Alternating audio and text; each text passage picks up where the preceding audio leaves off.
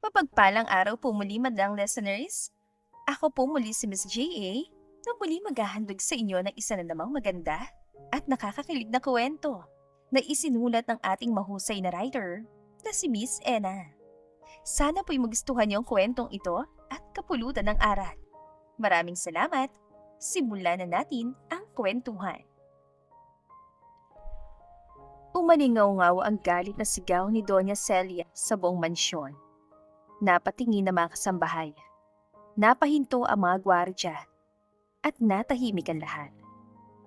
Sa gitna ng napakalaking sala ay nakatayo si Claire Reyes. Nanginginig, namumula mga mata at halos hindi makapaniwala sa nakita. Sa harap niya ay ang kanyang asawang si Elvis at kasalukuyang nakayakap ito sa sekretarya nitong si Samantha. Ilan segundo siyang natulala na parang hindi matanggap ang eksenang nasa harap niya. Maaga siyang umuwi para sorpresahin ng asawa. May dala pa siyang paboritong pagkain nito at excited pa siyang sabay silang maghapunan. Pero ang bumungad sa kanya ay ang pinakamasakit na bagay na hindi niya akalaing makikita. Elvis, sabihin mo sa akin na hindi totoo to. Magpaliwanag ka! Magsalita ka! Sabihin mo hindi ikaw yan! Tahimik si Elvis at hindi ito makatingin kay Claire. Pero hindi rin ito mukhang nagsisisi. Kaya mas lalo pang sumakit ang dibdib ni Claire. Elvis, 5 taon tayong magkasama. 5 taon kitang sinuportahan. Nung wala ka pang pera, kasama mo ko.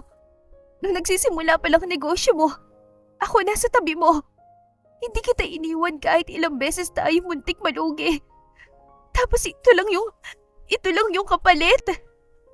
Napabuntong hininga si Elvis na parang naiirita pa. Claire, tama na. Pagod na ako sa drama. Parang may bumagsak na mabigat na bagay sa puso ni Claire. Drama? Oo, drama. Matagal na itong nangyayari. Matagal na rin akong hindi masaya. Napaatras si Claire at parang nawalan siya ng lakas. Hindi ka masaya? Bakit? Ano bang kulang sa akin? Bago pa makasagot si Elvis, ay humawak na si Samantha sa braso nito at ngumiti ng may halong pangungutya. Gusto mo talagang malaman? Napatingin si Claire sa babae. Kasi hindi ikaw ang babaeng gusto niya. Hindi ikaw ang babaeng bagay sa kanya. Tumahimik ka! Hindi ikaw kinakausap ko! Bakit? Masakit ba? Kasi alam mo naman totoo. Biglang yumakap si Samantha kay Elvis sa harap mismo ni Claire at mas lalong sumikip ang dibdib niya. Si Elvis naman ay hindi man lamang umiwas. Sa halip ay hinayaan pa ito. Mas bagay si Samantha sa akin kesa sa'yo. Tuluyang napaluha si Claire at parang hindi na siya makahinga. Elvis! Tignan mo naman ang sarili mo. Ikaw pa rin yung dating Claire. Simpleng babae. Walang alam sa social circles. Walang alam sa negosyo sa malaking level. Samantalang itong si Samantha, naiintindihan niyang mundo ko ngayon. Kaya mo akong ipagpalit dahil lang doon? Hindi lang dahil doon. Kasi mas maganda rin ako. Ngumisi pa sa Samantha at doon tuluyang nawalang pasensya ni Claire. Nakakahiya ka. Alam mong may asawa siya pero pumatol ka pa rin. At anong magagawa mo? Kabit ka! At akong pinili. Natahimik si Claire dahil mas masakit pang sinabi ni Samantha kaysa sa sampat. Maya-maya'y narinig nila ang tunog ng takong pababa sa hagdan. Si Doña Celia. Nakasimangot ito habang nakatingin kay Claire. Ano na naman ang eksenang ginagawa mo rito? Mama, nakita ko po sila. Nakita ko silang dalawa. Akala ni Claire ay kakampihan siya nito, pero mali siya. At ano ngayon? Nagulat si Claire. Po, matagal ko nang gustong mangyari to. Napatingin si Claire sa Donya at hindi siya makapaniwala. Hindi ka naman talaga bagay sa anak ko. Mama, Huwag mo akong tawaging mama. Hindi kita naging anak kahit kailan. Tahimik ang buong sala. Pati mga kasambahay ay naaawa na kay Claire. Simula pa lang, tutol na ako sa'yo. Isa ka lang ordinaryong babae. Walang pangalan, walang koneksyon, at walang maipagmamalaki. Pero minahal ko pong anak niyo. Hindi sapat ang pagmamahal sa mundo namin. Unti-unting bumagsak ang luha ni Claire. Ganun lang po ba kababantingin niyo sa akin? Mas mababa pa. Napapikit si Claire. Pakiramdam niya ay sabay-sabay siyang sinaksak ng mga salita. Pero hindi pa pala tapos dahil biglang lumapit si Samantha at walang babala ay hinila nito ang buhok ni Claire. Ay! Akala mo ba dahil legal wife ka, panalo ka? Hinila pa nito ng mas malakas sa buhok niya. Bitawan mo ako! Hindi! At saka siya sinampal. Napahiyaw ang ilang kasambahay at natumba si Claire sa sahig. Nangilid ang luha niya habang hawak ang pisngi. Elvis! Umaasa pa rin siyang tutulungan siya nito. Pero wala. Nakatayo lamang ito ng tahimik. Walang ginagawa at walang pakialam. Doon tuluyang nadurog ang puso ni Claire. Kahit ngayon, wala ka pa rin gagawin. Claire, umalis ka na lang. Ganun na lang. Mas magiging madali para sa lahat. Napatawa si Claire pero puno iyon ng sakit. Madali para sa lahat? O madali para sa inyo? Biglang lumapit si Doña Celia at itinuro ang pinto. Hindi ka na welcome dito. Bahay ko rin to. Hindi. Bahay to ng pamilya namin. Asawa ko ng anak niyo. Hindi na magtatagal at mawawalang bisa na rin ang kasal niyo.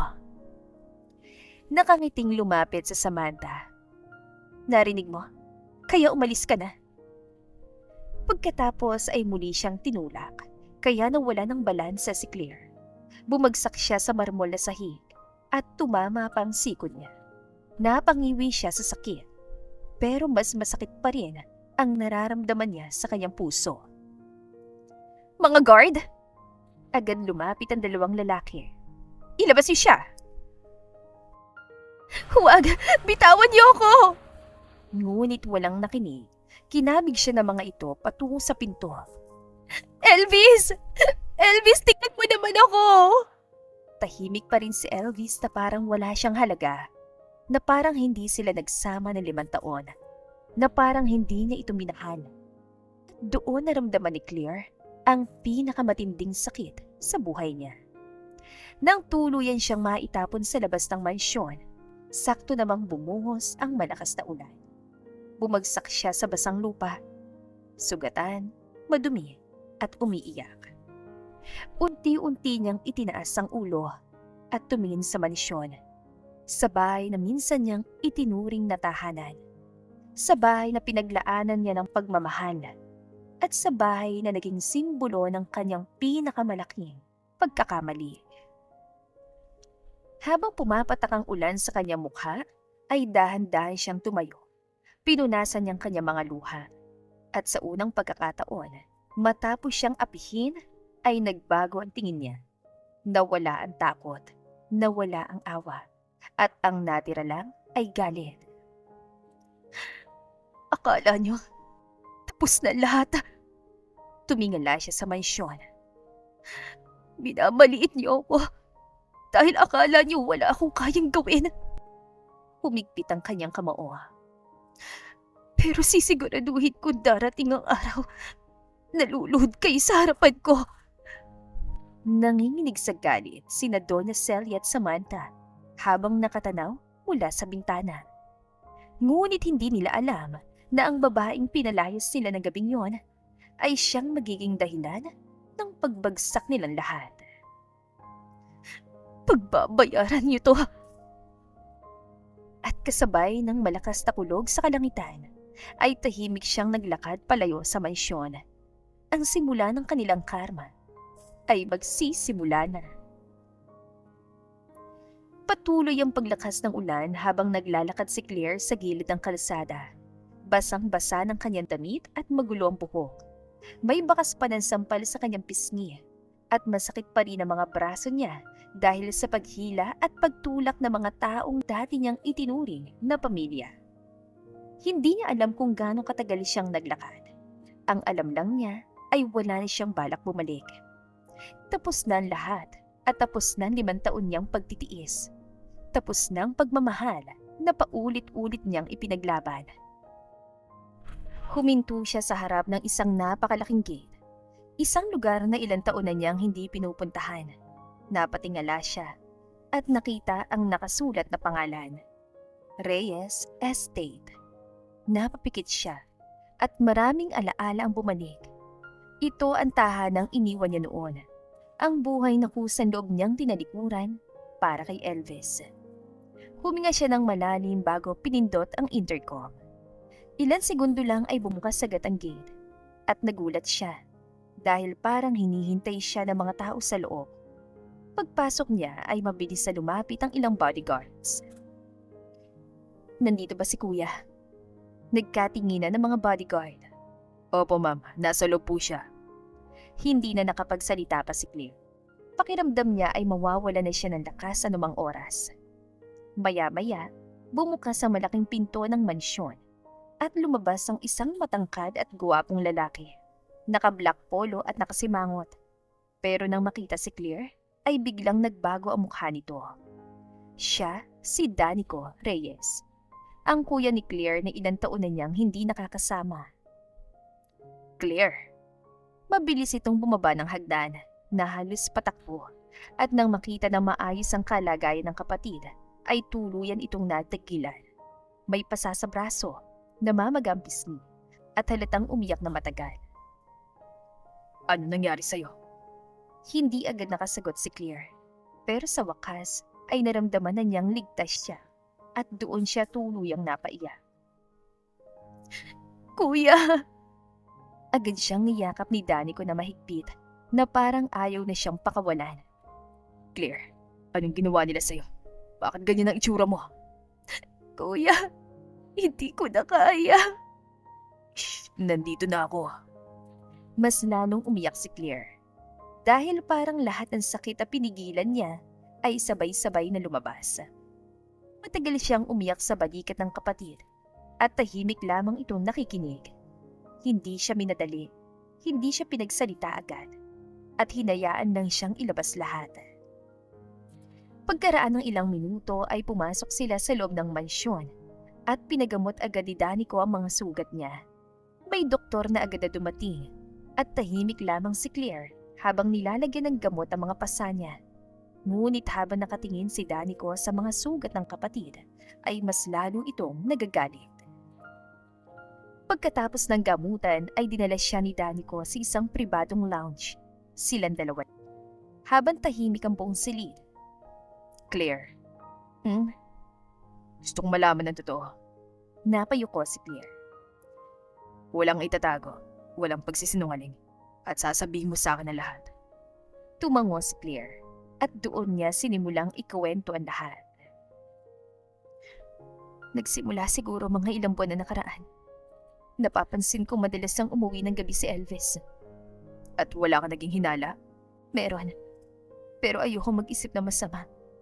Pinaniwala ko sarili ko na busy lang siya. Pero hindi pala. Hindi pala. Napapikit si Claire dahil masakit pa ring balikan. Kanina maaga akong umuwi.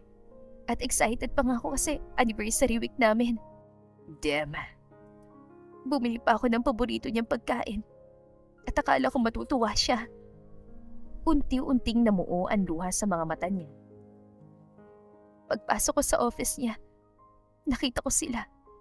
Si Elvis at yung babae? Oo. Anong ginagawa nila? Naghahalikan sila sa harap ko. Humigpit ang panga ni Danico at kitang-kitang pagpipigil ng galit. Akala ko magsasorry siya. Akala ko ipapaliwanag niya. Pero hindi. Hindi. Napailing si Claire. Pinili niya yung babae. Tahimik lang si Danico, pero halatang kumukulo ng dugo nito. At hindi lang yun. Ano pa?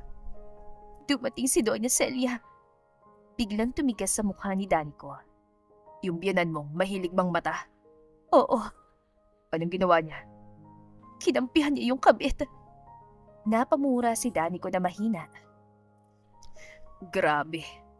Sinabi niyang hindi raw ako bagay sa kanilang pamilya. Samantalang hindi nila alam kung sino ka talaga. Hindi ko kasi sinabi. Dahil mahal mo si Elvis. Oo. Napangiti si Danico ng tila naiinis. Ang tanga mo minsan. Alam ko. Pareho silang natahimik. Pagkatapos ay pinagpatuloy ni Claire ang kwento. Hinila ako sa buhok ni Samantha. Biglang napahawak si Danico sa mesa. Sinampal niya ako. What? Tinulak nila ako. Elvis just watched? Oo, Di ka niya pinagtanggol? hindi. Saglit na katahimikan.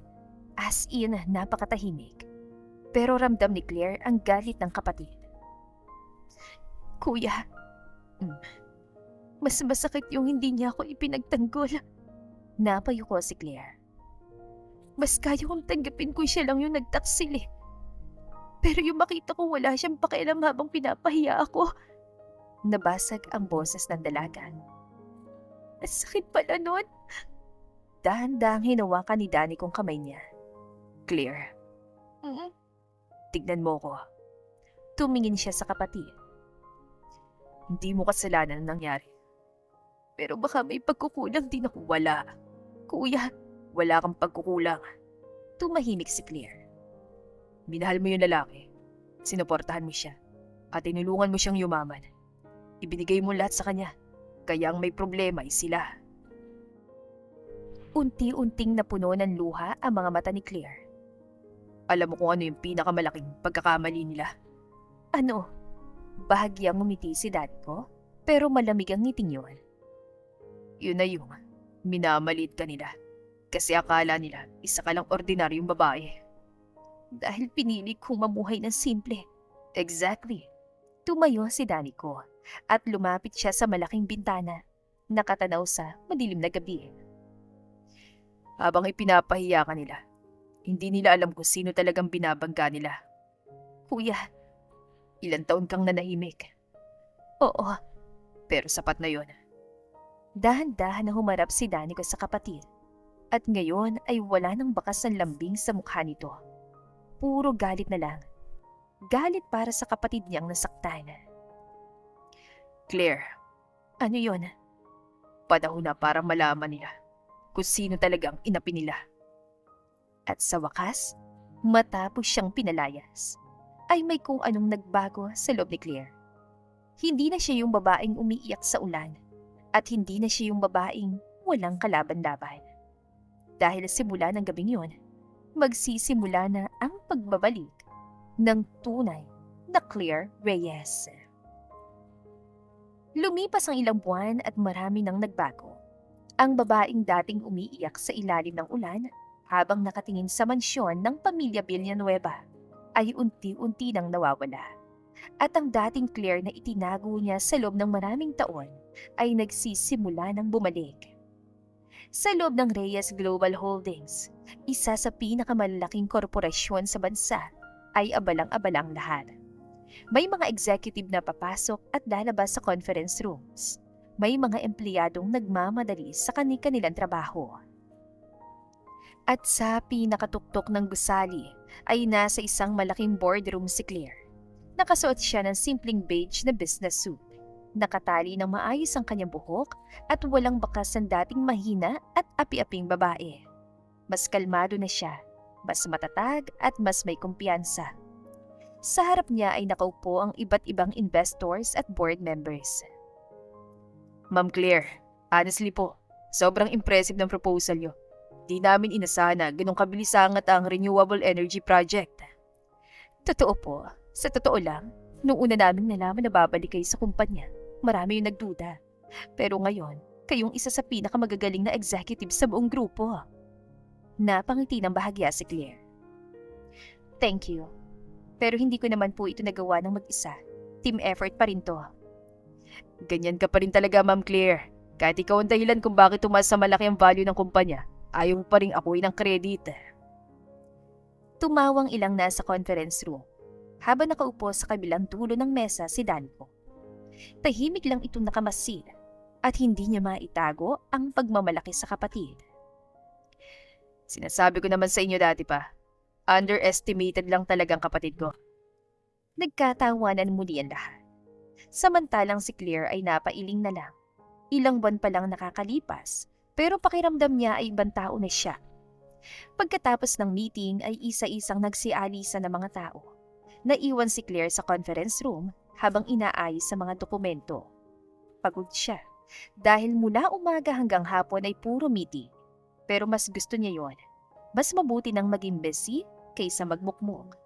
Maya-maya ay may kumatok sa pinto. Pasok! Dahan-dahang bumukas ang pinto at agad siyang napangiti. Pumasok si Attorney Hubert Cortez. May hawak itong paper bag at 2 coffee cups. Hula ko, hindi ka pa rin nag-lunch. Napailing si Claire. Busy lang. Claire, ilang taon na kitang kilala. Alam ko. At ilang taon na rin kitang nahuhuling nagsisinungaling tungkol sa pagkain. Hoy! Hoy ka rin. Napatawa si Claire. Isa iyon sa mga bagay na napansin niya kay Hubert.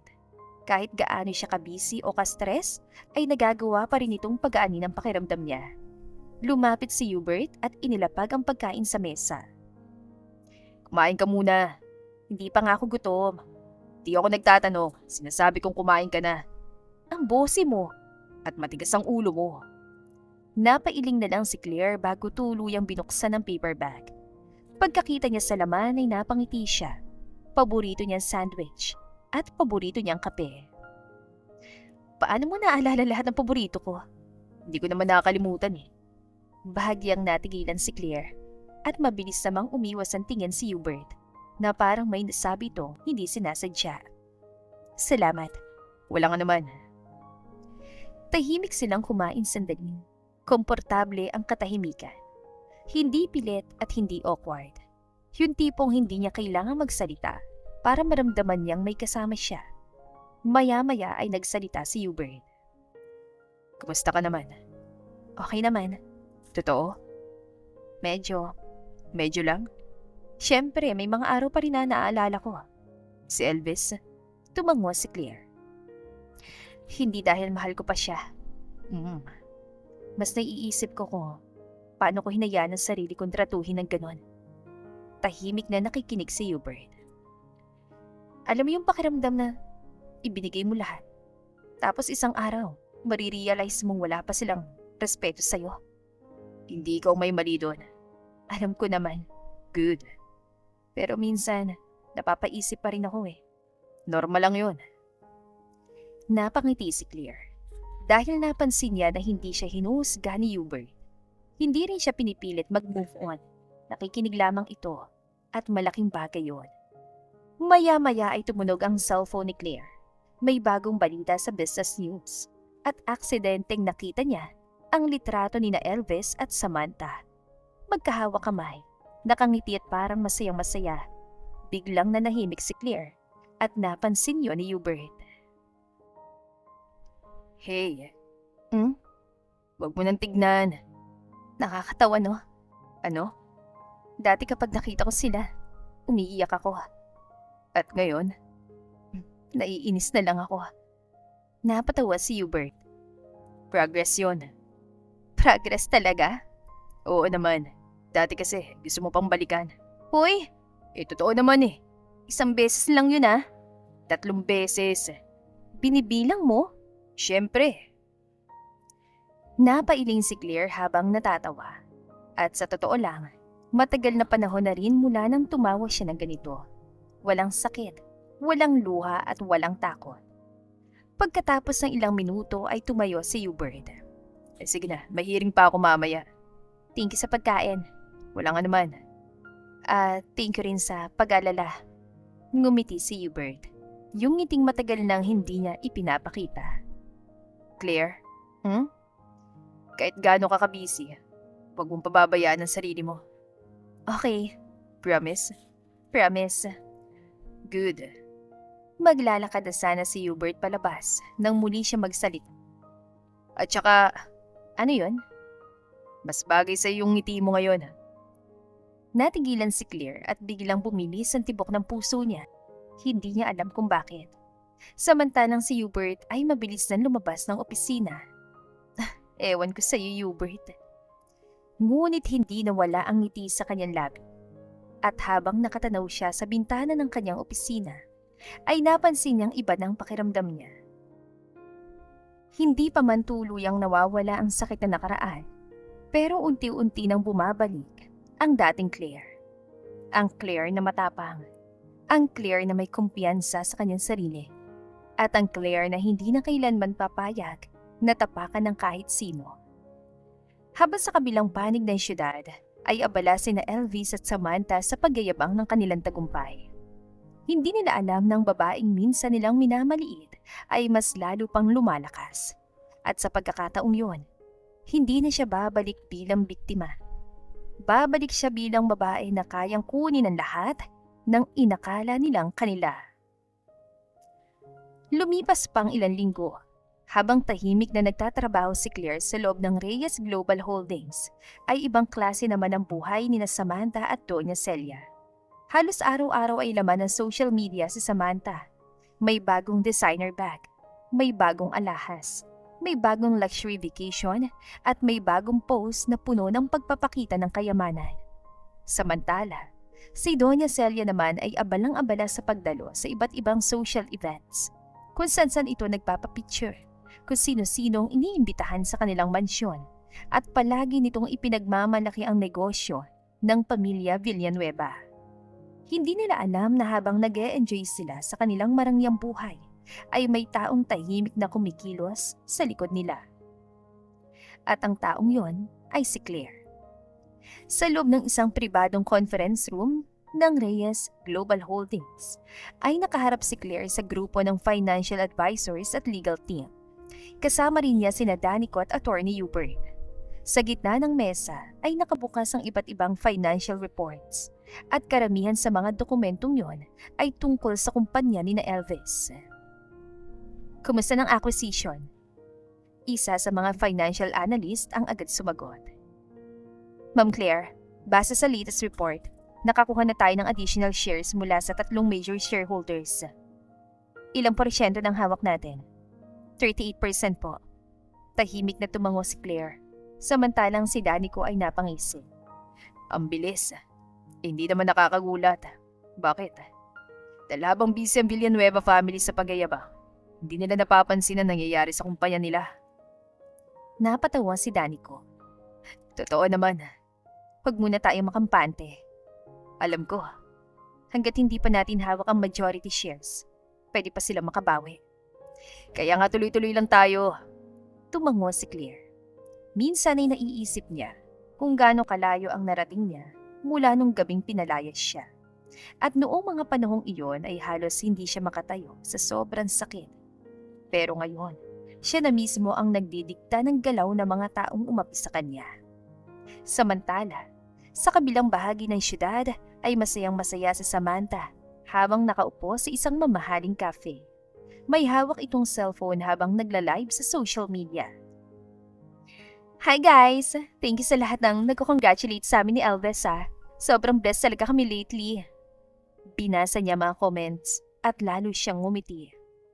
Oo, may bago na naman akong bag. Pinakita niyang mamahaling handbag. Gift ni Elvis. Napahagikik siya. Sabi ko nga sa kanya hindi na kailangan pero mapili talaga eh. Hindi niya alam na sa oras ding yon ay isa na namang shareholder ang pumipirma ng kontrata para ibenta ang shares ito kay Claire. Kinagabihan, nagkaroon ng family dinner sa mansyon ni na Elvis. Nasa dining table sina Elvis, Samantha at Doña Celia. Punong-puno ng pagkain ng mesa. Nakita mo ba yung post ni Samantha kanina? Oo naman. Grabe nga yung engagement ng post. Deserve mo naman. Thank you po. Hindi kagaya ng dating asawa ni Elvis. Nagkatinginan sila. Pagkatapos ay nagtawanan. Nako, baka hanggang ngayon, umiiyak pa rin yun. Hayaan na lang natin siya. Wala naman siya magagawa. Totoo. Ngunit habang nagtatawanan sila, sa loob ng isang high-rise building, ay tahimik na nakaupo si Claire, nakatitig sa financial reports, at isang maliit na ngiti ang sumilay sa kanyang labi. Kinabukasan, muling nagkaroon ng meeting. Pumasok ang isa sa mga analyst at halatang excited ito. Ma'am Claire. Yes? May magandang balita po. Ano yun? Nakuha natin yung shares ng Valencia Group. Biglang napatingin si Danico. Yung pinakamalaking investor nila? Opo. Napangiti si Hubert. Well, Ilang percent na tayo? 48%. Biglang natahimikan si Lid. Pagkatapos ay napangisi si Danco. grabe. Kunti na lang. Hindi pa tapos. Alam ko. Pero kitang-kita sa mukha ni Danico ang excitement. Lumipas pang ilang araw. Patuloy ang pagbili nila ng shares. Hindi pa dalos-dalos. Hindi halata. At higit sa lahat ay hindi napapansin. Dahil sobrang kampante ng mga Villanueva, akala nila ay walang makakagalaw sa kanilang negosyo. At akala nila, sila pa rin ang pinakamakapangyarihan. Hanggang sa isang umaga, muling nagtipon ng team ni Claire. Tahimik ang conference room at nakatitigan lahat sa malaking monitor. May hawak na report ang analyst at halatang kinakabahan pa ito. Ma'am Claire? Yes? Final update po. Go ahead. Hawak na natin ang 52% ng kumpanya. Natahimik ang buong silid at parang huminto ang oras. Pagkatapos ay unti-unting napangiti si Hubert. Congratulations. Napabuntong hininga si Claire. Hindi siya nagsalita agad. Hindi dahil hindi siya masaya, kundi dahil naaalala niya ang gabing pinalayas siya. Ang gabing pinagtulungan siya. Ang gabing wala man lang nagtanggol sa kanya. At sa wakas, halos nasa mga kamay na niya ang kumpanyang ipinagmamalaki ng mga taong yon. Alam mo kung anong tawag dito? Ano? Karma. Napatawa si Hubert at si Claire naman ay napailing. Hindi ito karma. Hindi. Resulta ito ng mga desisyon nila. Tumango si Hubert. Tama. Pero mas masarap pa rin pakinggan ng karma. Nagkatawanan sila. Pagkatapos ay tumayo si Danico. Lumapit siya sa malaking screen kung saan makikita ang ownership structure ng kumpanya. At nang makita niyang pangalan ni Claire bilang majority shareholder, ay napangiti siya. Yung ngiting parang matagal niyang hinintay. Checkmate. Tahimik na napangiti si Claire. Habang sa kabilang panig ng syudad, ay abala sina Samantha sa pagpili ng bagong alahas. Abala si Doña Celia sa pagpaplano ng susunod na charity gala. At si Elvis naman ay kampanting-kampante na ligtas ang kanilang negosyo. Wala silang kaalam-alam na isa-isa nang nawawala sa kanilang lahat. Hindi nila alam na ang kumpanyang ipinagmamalaki nila sa lahat ay halos pagmamay-ari na ng babaeng minsan nilang sinabunutan, sinampal at pinalayas. At sa lalong madaling panahon, malalaman nila ang pinakamalaking pagkakamali ng buhay nila. Makalipas ang ilang linggo, mas lalong naging maingay ang pangalan ni na Elvis at Samantha sa social media. Halos araw-araw ay may bagong post, may bagong bakasyon, may bagong luxury item, may bagong party. At nang gabing yun ay mas bongga pang handa nila. Dahil engagement party na ni na Elvis at Samantha ay ginawa yun sa mismong Villanueva Mansion, ang mansyon na minsang tahanan ni Claire. Sa gitna ng event ay mas lalong uminit ang kasiyahan. May mga nag-cheers na baso, flash ng kamera, at tawanan mula sa mga bisita. Grabe, ang ganda talaga ng setup, parang international event. Totoo, Villanueva level talaga, sobrang sosyal. Thank you guys for coming. We really prepared hard for this night. Yeah, enjoy lang kayo guys. Lumapit si Doña Celia sa grupo ng mga bisita. Nakataas ang noo at puno ng kumpiyansa. I'm glad you like it.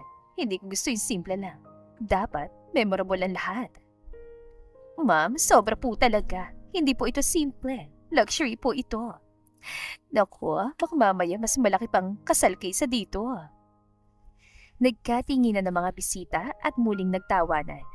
Samantala, Si Samantha ay sandaling sumulyap kay Elvis. Babe, okay ka lang? Ang tahimik mo yata. Okay lang ako. Medyo pagod lang siguro. Ngunit sa likod ng ngiti ni Elvis ay mas lumakas ang kaba niya. Parang may hindi siya maipaliwanag na bigat sa dibdib niya, lalo na sa bawat ngiting nakapaligid sa kanya. Habang nagpapatuloy ang tugtugan at tawanan, ay hindi niya alam na ang gabing yon ay malapit nang magbago ang lahat. Samantala, umakyat si Samantha sa maliit na stage. May hawak itong microphone at agad siyang pinalakpakan. Thank you everyone for coming tonight. Palakpakan ulit. Honestly, sobrang blessed namin ni Elvis. Hindi ko akalaing darating kami sa puntong ganito. Tumango si Elvis habang nakangiti. At gusto naming i-share sa inyo yung success na natatamasa namin ngayon. May ilang bisitang sumigaw ng congratulations at mas lalo siyang sumaya. Alam nyo, maraming tao nagsabi no na hindi ko raw kaya makapasok sa mundo ng mga mayayaman. Tumawa siya. Well, look at me now. Nagpalakpakan ng ilang bisita. Samantala, may ilan ding nagkatinginan. Kasi ramdam nilang mayabang ang tono nito, pero wala silang sinabi. Ito ang mansyon namin. Itinuro niyang paligid. Yung mga sasakyan sa garahe? Ours. Tumawang ilan. Yung kumpanya? Ours. Palakpakan ulit. At sa loob ng ilang buwan, magiging Mrs. Villanueva na ako. Nagbuni ang mga kaibigan niya, habang si Doña Celia naman ay halos hindi na maipintan saya. Nakikita mo ba yan, Elvis? Oo, ma. Siyang babaeng bagay sa pamilya natin. Napatingin si Elvis kay Samantha at pilit siyang umiti. Siguro nga. Siguro? Wala po, sinasabi ko lang. Hindi mo pa ba nakakalimutan yung dating asawa mo? Biglang natahimik si Elvis. Elvis, Patagal na siyang wala sa isip ko, ma. mabuti. Hindi na nagsalita pa si Elvis. Pero sa totoo lang, hindi niya alam kung bakit biglang pumasok sa isip niya si Claire. Matagal na niya itong hindi nakikita. At matagal na rin niyang hindi naririnig ang pangalan nito. Pero paminsan-minsan ay naaalala niya pa rin. At sa tuwing maaalala niya yon, ay may kakaibang bigat siyang nararamdaman. Samantala, sa kabilang bahagi ng garden ay may isang lalaking tahimik lang na nakaupo. May hawak na baso at tahimik na inoobserbahan ng lahat. Si Attorney Hubert. Isa siya sa mga inimbitahan dahil kilala siya sa business world. Ngunit hindi iyon ang tunay na dahilan kung bakit siya pumunta. Naroon siya para makita kung gaano kakampante ang mga taong umapi kay Claire. At hindi siya nabigo dahil halos lumipad na sa taas ng ere ang yabang ni na Samantha at Doña Celia. Maya-maya ay may lumapit ang negosyante sa kanya. Attorney Cortez, good evening. Hindi kita madalas makita sa ganitong klaseng party. Hindi rin naman ako madalas pumunta. Bakit nandito ka ngayon? Napangiti ng bahagya si Hubert. Curious lang. Tungkol saan? Sa mga taong masyadong kampante. Hindi naunawaan ng lalaki ang ibig niyang sabihin, kaya napakamot na lamang ito sa ulo. Sa stage naman ay patuloy ang pagsasalita ni Samantha. Alam niyo, kapag talagang nagsumikap ka sa buhay, mararating mo rin yung ganito. Tama! Hindi sapat ang pangarap lang. Dapat marunong kang sumabay sa mga taong nasa taas. Tumango-tango ang ilan. Samantalang ang iba ay halatang naiirita na sa sobrang pagyayabang ni Samantha. Ngunit walang gustong sumagot. Dahil mayaman ang pamilya Villanueva at may impluwensya sila. Mula sa kinauupuan niya ay tahimik lang na pinapanood ni Hubert si Samantha.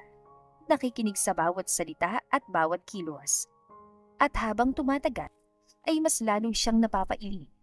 Hindi dahil naiinggit siya, kundi dahil alam niyang katotohanan. Alam ni Hubert kung sino talaga ang may hawak ng kapangyarihan ngayon. Alam niya kung sino talaga ang mayaman. At higit sa lahat, alam niya na halos kontrolado ni Claire ang kumpanyang ipinagmamalaki ng mga ito. Ngunit wala ni isa sa kanila ang nakakaalam. Maya-maya ay muling nagsalita sa Samantha. Ganito ang buhay ng mga tunay na sosyal. Tumawa ang mga kaibigan niya at may ilan ding sumang-ayon. Kaya mas lalo pang lumaki ang ngiti ni Samantha. Pakiramdam niya, siya ang reyna ng gabing yun. Ang babaeng nanalo.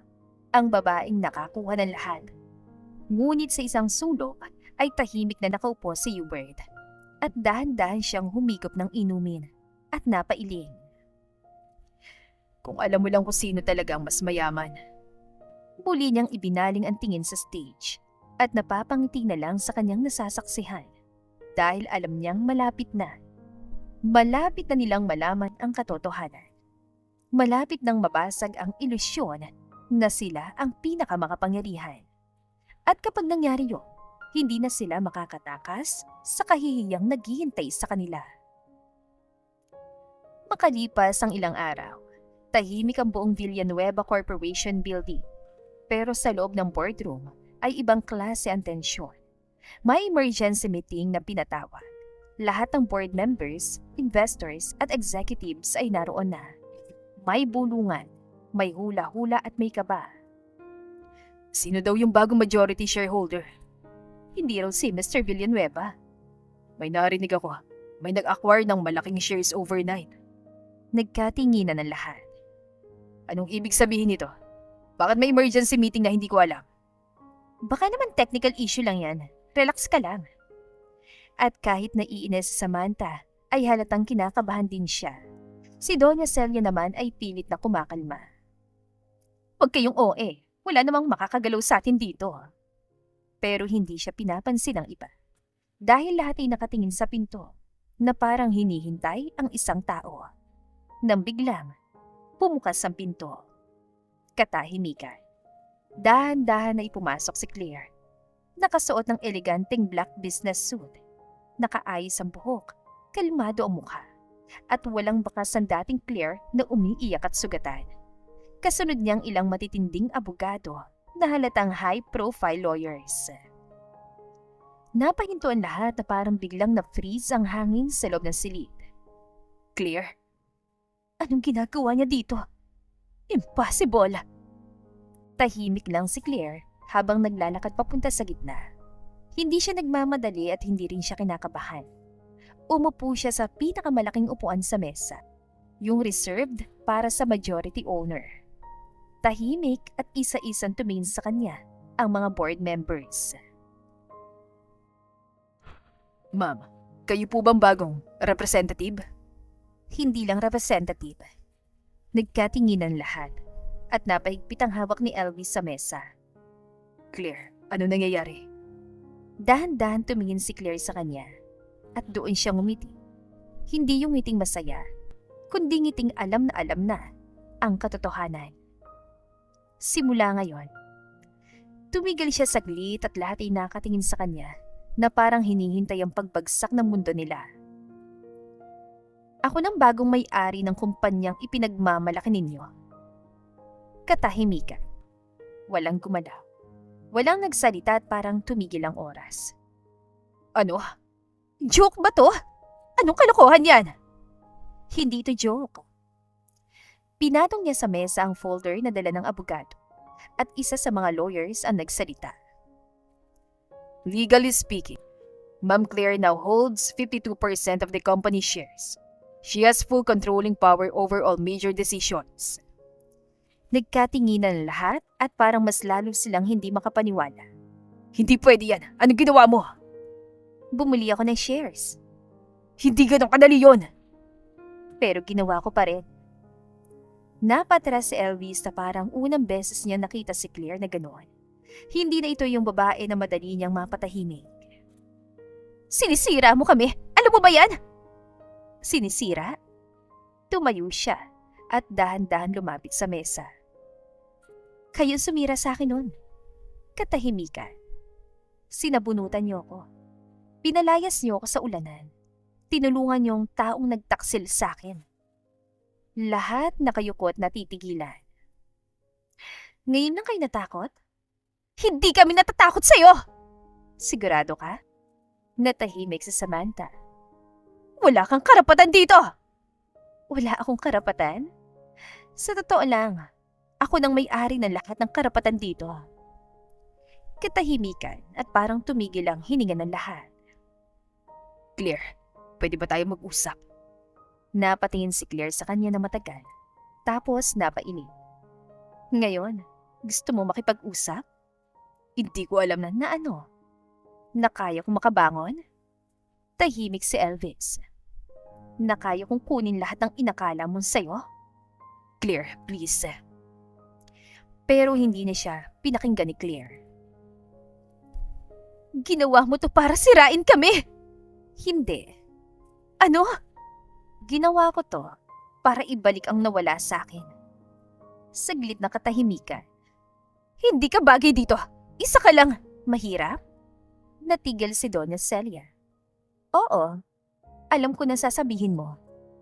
Napangiti si Claire ng bahagya. Pero mas mayaman na ako ngayon kaysa sa inyo. Katahimikan ulit. Saglit pa'y isa sa mga board members ang nagsalita. Ma'am Claire, confirm lang po. Kayo na po ba talaga ang decision maker? Oo. So, lahat ng approvals sa inyo na po? Yes. At doon ay unti-unting bumagsak ang katotohanan sa lahat. Paano? Paano nangyari to? Simple lang. Huminga si Claire ng malalim. Habang busy kayo sa kayabangan, ako naman ay tahimik na kumikilos. Hindi niyo ako napapansin. Kaya hindi niyo rin napansin na unti-unti ko nang kinukuha lahat. Hindi to totoo. Tanggapin mo ng katotohanan. Tahimik ang buong silid at walang may lakas magsalita. Walang makagalaw na parang lahat ng yabang nila ilang araw lang ang nakalipas ay biglang naglaho. At sa gitna ng katahimikan ay nakatayo si Claire. Hindi na biktima at hindi na umiiyak, kundi ang babae ngayon ang may hawak na ng lahat ng kapangyarihan. Pagkatapos ng emergency board meeting, ay parang bomba ang balitang kumalat sa buong business world. Lahat nagulat at lahat ay nagtaka kung paano nangyari na si Claire ang naging bagong majority owner ng Villanueva Corporation. At kung paano nangyari na ang babaeng minsang minamalit ng lahat ay siya ngayong may kontrol sa kumpanyang ipinagmamalaki ng pamilya, Villanueva. Samantala, sa loob ng opisina ni Elvis ay hindi pa rin siya makapaniwala. Nakatayo siya sa harap ng bintana, mahigpit ang hawak sa baso ng whiskey at paulit-ulit niyang iniisip ang nangyari. Yung pagpasok ni Claire, yung kumpiyansa nito, yung paraan ng pagtingin nito sa kanya, at higit sa lahat, yung katotohanang wala na siyang kapangyarihan laban dito. Biglang bumukas ang pinto at pumasok si Samantha na halatang iritable. Hindi pa rin tumitigil ang mga tawag. Puro investors ang naghahanap ng paliwanag. Hindi sumagot si Elvis. Elvis! Tahimik pa rin ito. Ano ba, may sinasabi ako? Hindi ko lang maintindihan. Ano? Paano niya nagawa lahat ng yun? Napairap si Samantha. Ano ngayon? Kahit may share siya, hindi ibig sabihin panalo na siya. Hindi mo naintindihan. Ano bang hindi ko naiintindihan? Humarap si Elvis at halatang magulong isip nito. Siya nang may kontrol. Natahimik si Samantha. Lahat ng pinaghirapan ko, kaya na niyang kontrolin. Makakahanap tayo ng paraan. At kung wala, walang naisagot si Samantha. Kinagabihan ay hindi pa rin mapakali si Elvis at paulit-ulit niyang tinitignan ang lumang litrato nila ni Claire sa cellphone. Mga panahong nagsisimula pa lang sila. Mga panahong wala pa silang pera. At mga panahong masaya pa sila. Bigla niyang naalala kung paano siya inalagaan ni Claire noon. Kung paano ito nagpupuyat para tulungan siya. Kung paano ito naniwala sa kanya kahit wala siyang maipakita. At doon niya unti-unting naramdaman ang lahat ng bigat. Hindi lamang kumpanyang nawala sa kanya, pati ang taong totoong nagmahal sa kanya. Makalipas ang ilang minuto ay bigla siyang tumayo. Kinuha ang susi ng sasakyan at umalis. Sa kabilang banda ay tahimik na nagtatrabaho si Claire sa opisina niya sa Reyes Global Holdings. Gabi na at halos wala ng empleyado. Nakaupo siya habang inaayos ang ilang reports. Maya-maya ay may kumatok. Pasok! Ngunit nagulat siya nang bumukas ang pinto. at makita ang taong ayaw na sana niya makita, si Elvis.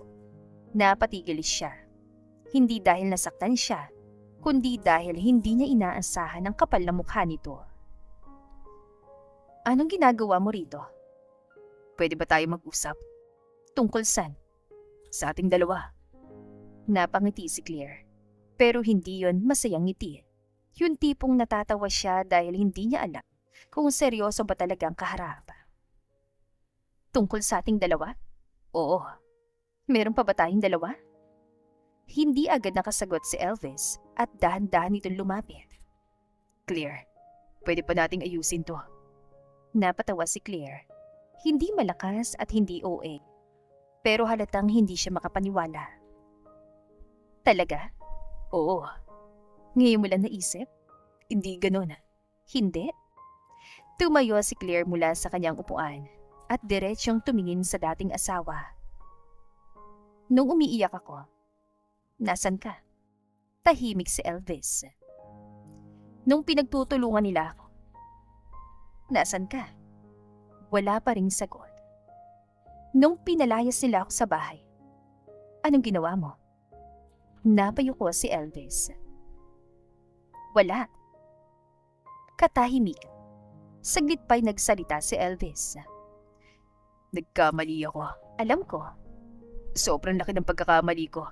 Alam ko rin. Claire. Napabuntong hininga si Elvis na parang bigla niyang naramdaman ang lahat ng bigat. Mahal pa rin kita. Tumahimik ang buong opisina. Pero ang inaasahan niyang reaksyon ay hindi niya nakuha. Dahil si Claire ay hindi na umiyak. Hindi rin nagalit at hindi rin kinilig. Sa halip ay napangisi lang siya, yung ngising puno ng awa. Alam mo kung ano yung nakakatawa? Ano? Na ngayon mo lang na-realize yan. Tahimik si Elvis. Nung wala na ako, nung may ibang pumapalakpak na sa akin, at nung hindi mo na ako kayang kontrolin, mas lalong natahimik si Elvis. Hindi dahil doon. Sigurado ka? Oo. Hindi dahil nawawala na sa iyong kumpanya? Hindi. Hindi dahil bumabagsak ng mundo mo? Claire. Hindi dahil nakita mong kaya ko palang mabuhay nang wala ka? Napayuko ulit si Elvis. At sa pagkakataong yon, kahit siya hindi sigurado sa sagot niya, alam mo, matagal kong hinintay na habulin mo ko. Napatingin si Elvis. Nung unang linggo, nung unang buwan, at kahit isang tawag man lang, napabuntong hininga si Claire. Pero wala. Kaya natuto akong mabuhay nang wala ka. Sorry. Huli na. Bigyan mo ako ng pagkakataon. Para saan? Para bumawi. Hindi lahat ng pagkakamali kayang ayusin ng sorry. At sa mismong sandaling yon, biglang bumukas ang pinto ng opisina. Pumasok si Attorney Hubert at may hawak itong ilang dokumento. Ngunit agad siya napatigil nang makita si Elvis. Kaya nawala ang ngiti niya at naging malamig ang mukha. Mukhang istorbo yata ako Hindi. Hubert. Elvis. Ramdam agad ang tensyon. Lumapit si Elvis. Nag-uusap kami. Nakita ko. Kaya kung pwede ano. Tameme si Elvis. Hayaan kitang guluhin ulit si Claire. Napatingin si Elvis. Naalala mo ba nung pinalayas mo siya? Naalala mo ba nung umiiyak siya? Naalala mo ba nung wala kang ginawa habang sinasaktan siya? Parang nawala ng dila si Elvis. Ngayong nandito ka dahil kailangan mo siya. Hindi totoo yan. Talaga ba? Mahal ko siya. Kung mahal mo siya noon pa, hindi mo sana siya sinira. Tahimik ang lahat at walang maisagot si Elvis. Dahil kahit anong sabihin niya, alam niyang tama si Hubert. Napatingin si Claire sa dalawang lalaki. Pagkatapos ay huminga ng malalim. At sa wakas, naramdaman niyang wala na talaga. Wala ng sakit, wala ng pagmamahal, at wala ng panghihinaya. Tapos ng tuluyan. Dahan-dahan niyang kinuha ang kanyang bag at naglakad papunta sa pinto. Nadaanan niya si Elvis na hindi man lamang tumingin dito. Ingat ka na lang. Yun lang ang nasabi ni Claire. Walang lambing, walang emosyon, walang pagmamahal. At habang naglalakad siya palabas ng opisina kasama si Hubert, ay naiwan si Elvis na nakatayo, mag-isa at tahimik. At doon niya tuluyang na-realize ang isang bagay. Hindi niya nawala si Claire nung araw na nahuli siya nito kasama si Samantha. Nawala niya si Claire nung pinili niyang manahimik habang sinasaktan ito. At sa mga oras na yon ay wala nang natitirang pagmamahal na pwede niyang balikan. Matapos ang nangyari sa board meeting at ang bigong pagtatangka ni Elvis na makipagbalikan kay Claire, akala ng marami ay tapos na ang laban. Pero hindi. Dahil para kay Claire ay hindi sapat na mabawi niya ang kumpanya. Kailangan ding lumabas ang buong katotohanan, lalo na mga kalokohang ginawa ni na Samantha at Doña Celia habang ginagamit ang pangalan ng kumpanya. At ngayong hawak na niyang kontrol ay wala nang makakapigil sa kanya. Sa loob ng isang conference room sa Reyes Global Holdings ay nasa harap ng malaking screen sina Claire, Danico, Hubert at ilang forensic auditors. Hindi ko akalain ganito kalala. Mas malala pa nga sa inaasahan ko. May sapat na ba tayong ebidensya? More than enough, Ma'am Claire. Sigurado? Opo, lahat documented. Nagpalit-palit ang slide sa screen at doon lumabas ang iba't ibang records. Ito po yung fake supplier accounts. Ito naman po yung ghost transactions. At ito po yung mga perang inililipat sa iba't ibang personal accounts. Napatitig si Claire at hindi siya nagulat. Pero hindi pa rin niya maiwasang mainis. Habang abala silang mga apid ng tao, ginagawa rin pala nila ito. Kaya pala sobrang kampante. Akala nila walang makakahuli. Pero nagkamali sila. Makalipas ang 2 araw, ay nagdaos ng malaking press conference ang kumpanya. Punong-puno ng reporters ang venue. May mga investors, may business partners, may shareholders. At syempre, naroon din sila Samantha at Doña Celia. Hindi nila alam kung bakit sila pinatawag. Pero halata ang kaba sa kanilang mukha. Bakit parang kakaiba yung atmosphere? Huwag kang kabahan. Pero parang may mali. Relax, wala naman silang maibabato sa atin. Sa kabilang bahagi naman ng hall ay tahimik na nakaupo si Claire kasama sila Danico at Hubert. Kalma lang silang tatlo na parang alam na nila ang magiging ending. Ilang minuto pa ay umakyat sa stage si Claire. Agad siyang pinitsura ng media. Sunod-sunod ang camera flashes at tahimik ang buong venue. Magandang hapon sa inyong lahat. Bilang bagong majority owner ng Villanueva Corporation, ay may mahalagang impormasyon kaming ilalabas ngayong araw. Nagkatinginan ng mga tao at nagsimulang kabahan sina Samantha. Sa nakaraang mga buwan, nagsagawa kami ng masusing financial investigation at may mga natuklasan kaming seryosong paglabag sa loob ng kumpanya. Biglang napakunot noo si Doña Celia. Anong sinasabi niya? Hindi ko alam. Muling nagsalita si Claire. Hindi namin ito ilalabas kung wala kaming sapat na ebidensya. Kaya ngayon, ipapakita namin sa publiko ang buong katotohanan. Tumango si Hubert. At agad lumabas sa malaking screen ang unang dokumento. Lumabas ang sunod-sunod na records. May fake transactions, peking supplier, perang nawawala sa kumpanya, at iba't ibang financial anomalies. Unti-unting namutla si Samantha. Hindi pwede. Kalma ka lang. Nakita na nila lahat. Hindi nila mapapatunayan yan. Pero kahit si Doña Celia ay nagsisimula ng manginig. Sa entablado ay kinuha ni Hubert ang mikropono. Lahat ng records na ito ay dumaan sa independent audit at nakumpirma na may sistematikong pandarayas sa kumpanya. Ang ilan sa mga transaksyon ay direktang konektado kina Samantha Cruz at Doña Celia Villanueva. Parang sumabog ang buong venue. Biglang nag-ingay ang mga tao. Hindi totoo yan! Lahat napatingin sa kanya. Sinisiraan nila ako! Talaga? Oo! Gusto mong ipakita natin pati ang personal bank records? Biglang natigilan si Samantha. Natahimik at walang lumabas sa salita. Akala ko ba gawa-gawa lang? Bakit bigla kang natahimik? Mas lalong namutla si Samantha. Hindi kami maniniwala rito! Hindi naman kayong kailangang maniwala. Ano? Ang mahalaga, nakita na ng investors. Napatingin ang matanda sa paligid at doon niya napansin na isa-isang tumatayo ang mga tao. May mga investors na umiiling, business partners na halatang dismayado, at may shareholders na galit na galit.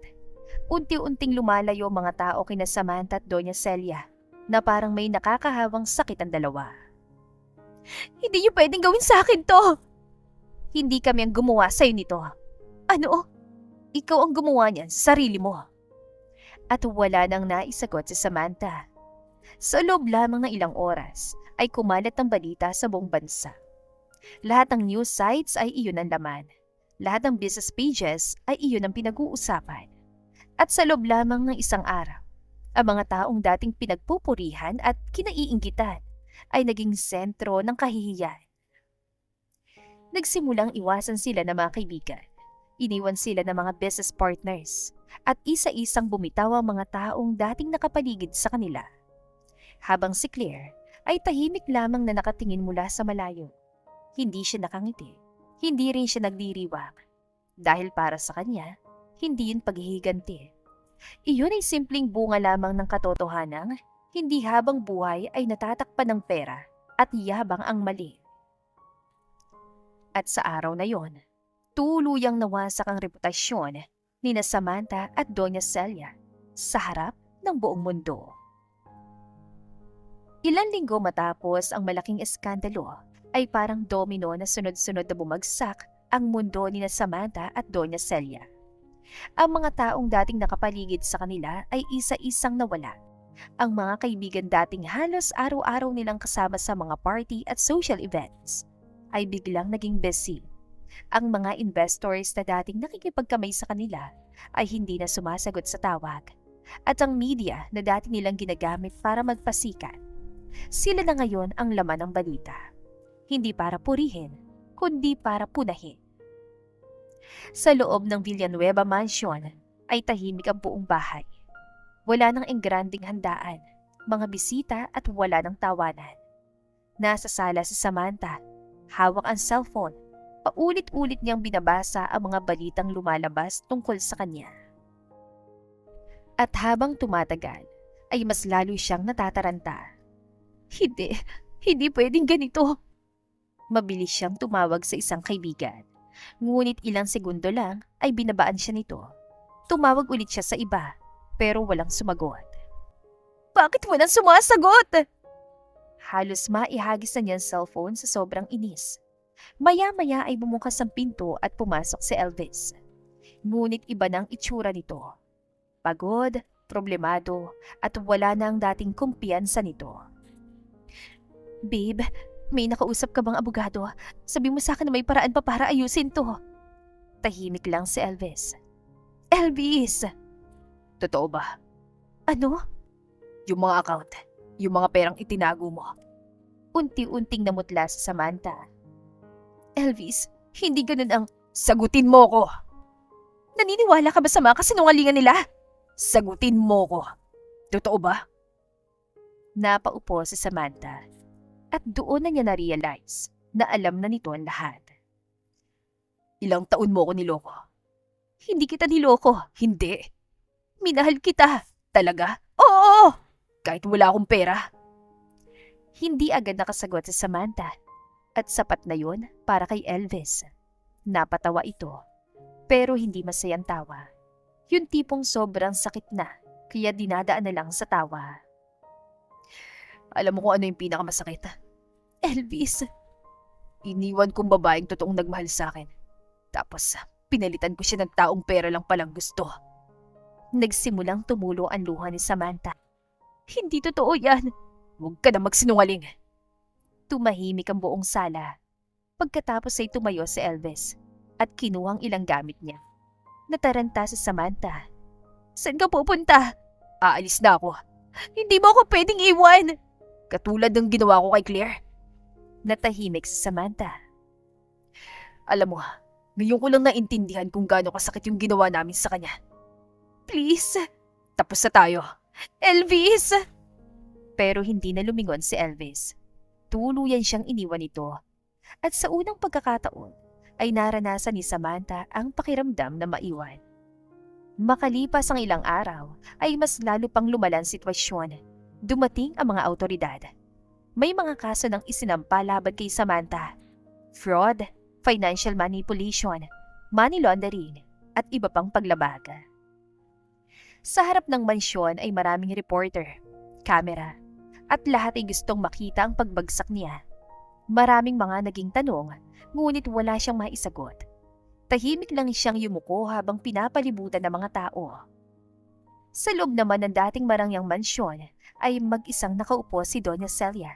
Tahimik, walang make-up, walang alahas at walang mga kaibigan. Sa harap niya ay mga dokumentong nagsasabing kailangan na nilang ibenta ang ilan sa kanilang mga ari-arian.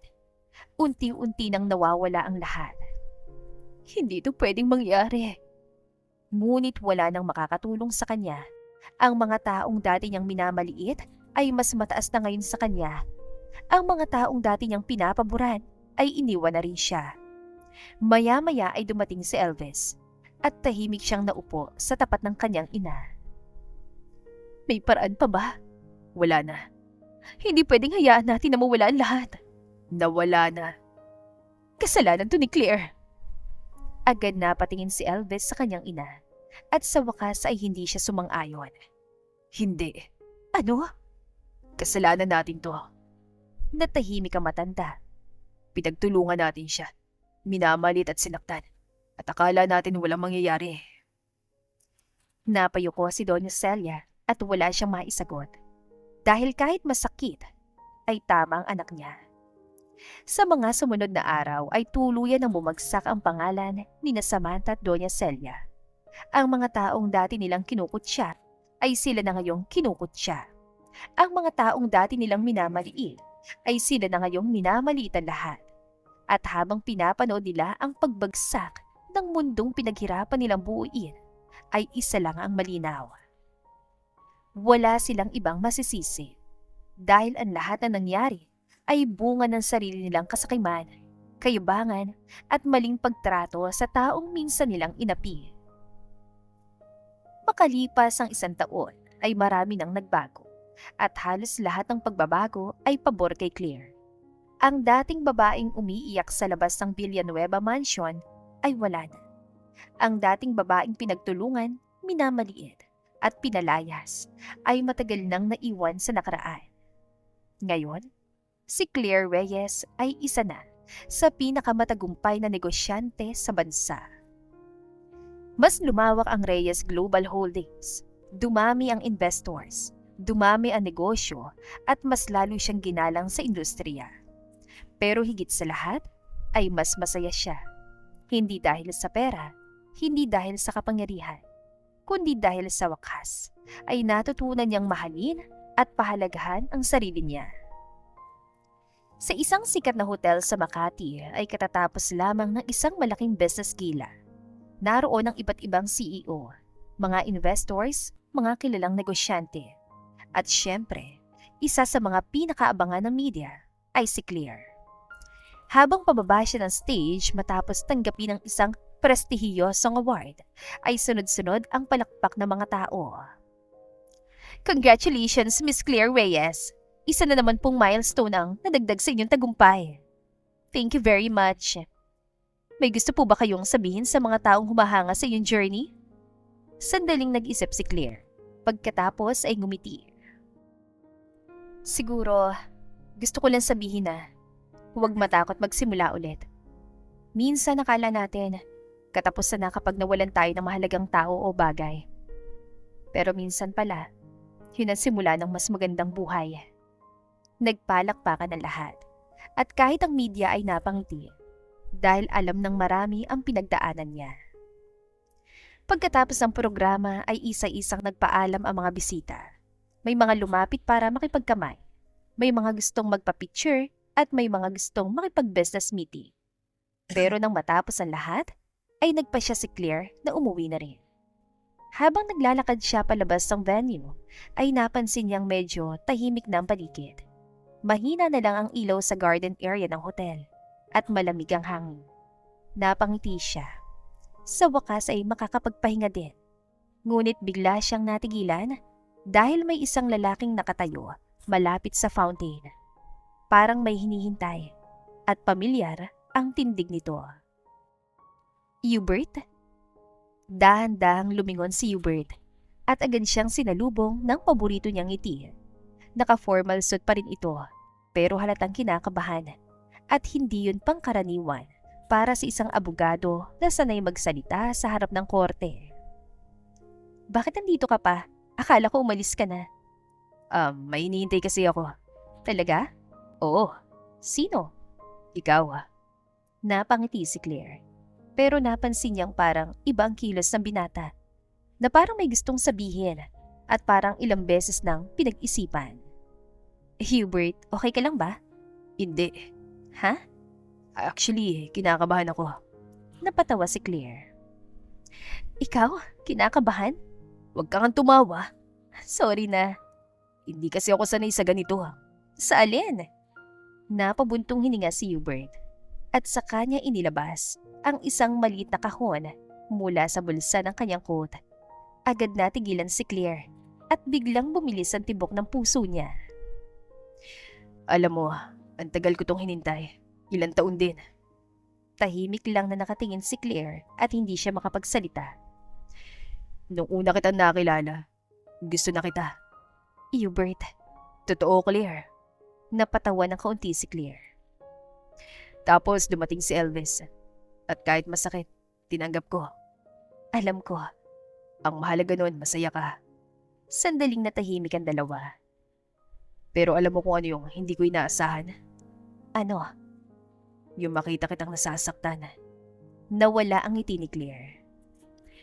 Nung gabing pinalayas ka nila, nung umiiyak ka, at nung pakiramdam mo wala nang natira. Gusto kitang puntahan agad. Pero alam kong kailangan mo lumaban para sa sarili mo. Unti-unting namuo ang luha sa mga mata ni Claire.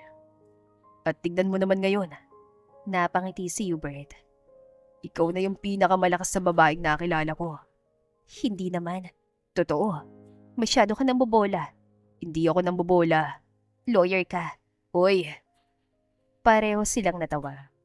At dahil doon ay medyo nawala ang kaba. Pagkatapos ay seryosong tumingin si Hubert sa kanya. Yung tingin puno ng pagmamahal. Claire. Matagal na kitang minahal. Tuluyang natahimik si Claire. At ngayon, huminga si Hubert ng malalim. Wala na akong balak pakawalan ka ulit. Dahan-dahan niyang binuksan ang maliit na kahon. At sa loob nito ay isang simpleng singsing. Hindi sobrang laki, hindi rin sobrang mahal tignan. Pero ramdam ang halaga. Dahil hindi iyon simbolo ng yaman, kundi simbolo ng tunay na pagmamahal. Napaluha si Claire. Hindi dahil nasasaktan siya, hindi dahil sa lungkot, kundi dahil sa wakas ay may taong nakakita sa halaga niya kahit wala siyang pera, kahit wala siyang kumpanya, at kahit wala siyang pangalan. May taong minahal siya dahil siya si Claire. Wala nang iba. Alam mo ba kung gaano ka katagal naghintay? Oo. Sobrang tagal. Worth it naman. Napatawa siya habang pinupunasan ng luha. Ang kulit mo talaga. Pero ikaw ang pinakamatyagang lalaki na kilala ko. Napangiti si Hubert at dahan-dahang hinawakan ng kamay ni Claire. Habang magkahawak kamay silang naglalakad palayo sa hotel, ay tahimik ang gabi. Walang drama, sakit at galit. Tanging kapayapaan lang. At habang nakasandal si Claire sa balikat ni Hubert, ay may isang bagay siyang naisip. Na minsan ay kailangan munang durugin ng maling tao ang puso mo. Hindi para tapusin ka, kundi para ihatid ka sa taong hindi ka sasaktan, hindi ka iiwan, at hindi ka kailanman ipagpapalit. At sa wakas, natagpuan na rin ni Claire ang pag-ibig na hindi niya kailangang ipaglaban. Dahil ang tamang tao ay kusang mananatili. At dito na po nagtatapos ang ating kwentong pag-ibig. Maraming salamat po sa pakikinig. To God be the highest glory. Hanggang sa muli. Paalam!